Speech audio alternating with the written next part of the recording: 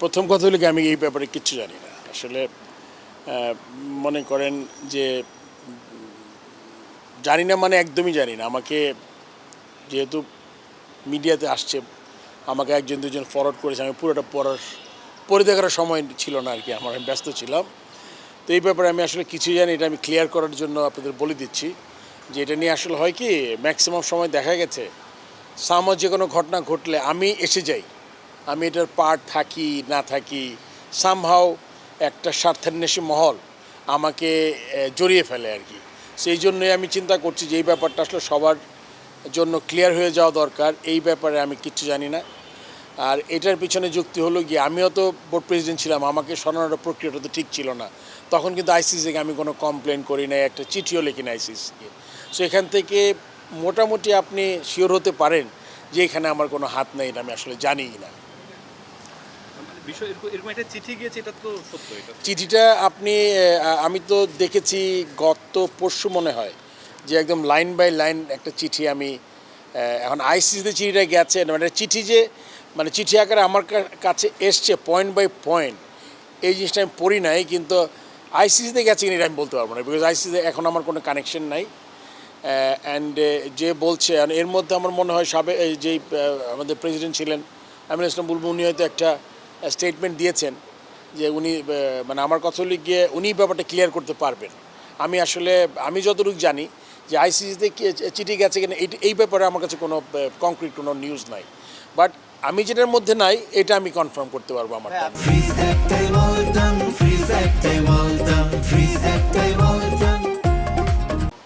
মানে যেহেতু জিনিসটা গেছে, যেহেতু পাঠানো হয়েছে, উনি নিজেও বলেছেন, মানে আপনার সাথে কোনো রকম কোনো যোগাযোগ করে হয়েছে না না এই ব্যাপারে আমরা শুনেন একটা জিনিস মনে রাখতে হবে, যখন আমাদের বোর্ডটা অ্যাডহক কমিটি হলো, যেটা আমি মনে করি এটা আমার ব্যক্তিগত অবৈধভাবে হয়েছে, যেই একটা কমিটি করা হয়েছে কি আপনি তদন্ত কমিটি, ওই কমিটিটা প্রথমে দেখেছি তারা রিফর্মের জন্য কিছু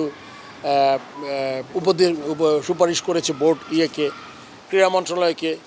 তার 2 দিন পরে এটা কিন্তু সে এমনি না, মানে কান কথা না, সে কিন্তু মিডিয়াতে বলেছে এই তদন্ত কমিটির লোকজন যে আমরা তেমন কিছু কাউকে দোষী সাব্যস্ত করতে পারছি না, আমরা শুধুমাত্র যাতে নেক্সট ইলেকশনটা ঠিক মতো হয় এই জন্য আমরা কিছু রেকমেন্ডেশনস দিয়েছি।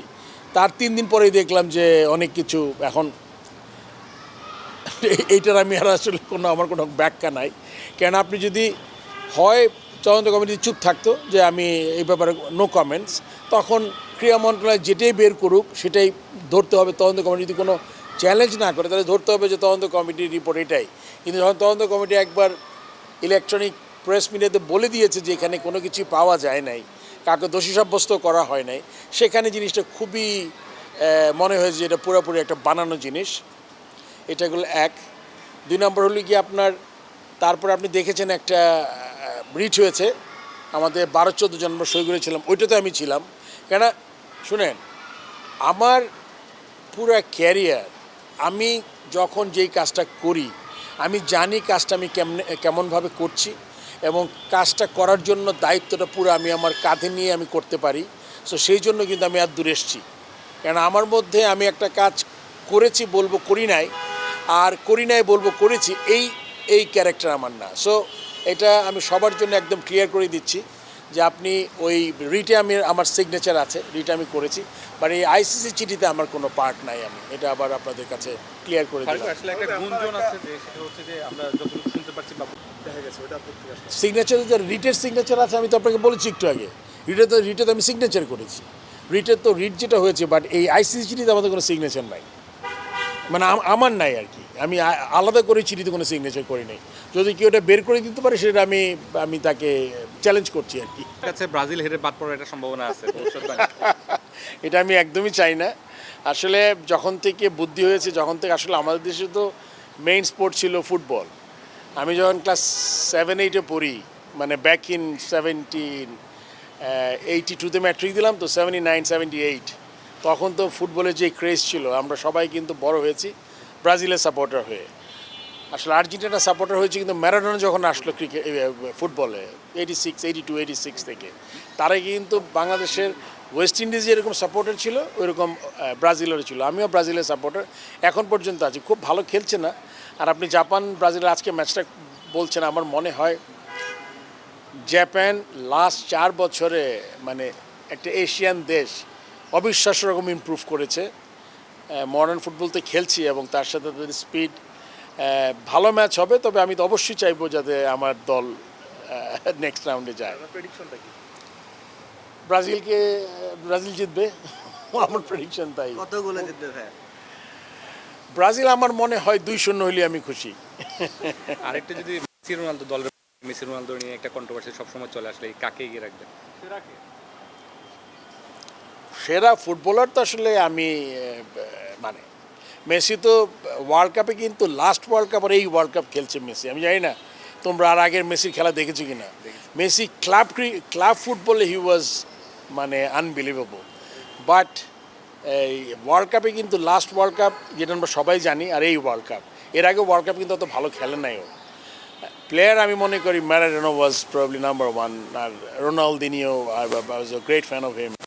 আর ব্রাজিলের তো সব প্লেয়ার সক্রেটিস থেকে শুরু করে এরপর যারা যারা এসছে সবাই। আমি আসলে ক্রিকেট তো অনেক দিন হলো, আর ক্রিকেটে এখন যা হয় যেভাবে হয় এটা আমার আসলে চরিত্রের সাথে যায় না আসলে। মানে আপনি আপনার পজিশনের জন্য এমন কোনো কাজ নেই আপনি করতে পারেন না। এইটা আসলে আমি মনে করি যে ক্রিকেট বোর্ডে আমি আসব, ভালো কাজ করব, ক্রিকেটের উন্নতি হবে, তারপরে এটি আমি চাই। কিন্তু এখন ক্রিকেট বোর্ডটা হয়ে গেছে এমন একটা জায়গা যেটা যাওয়ার জন্য মানুষ মনে হয় মানে 7 সমুদ্র 13 নদী পার হতে প্রস্তুত।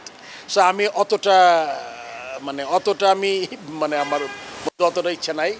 আর ক্রিকেট বোর্ডে আমার কোনো সম্ভাবনা নাই। বিকজ আপনি দেখে থাকবেন আমার জীবনের খেলা শুরু করেছি 16 বছর বয়স,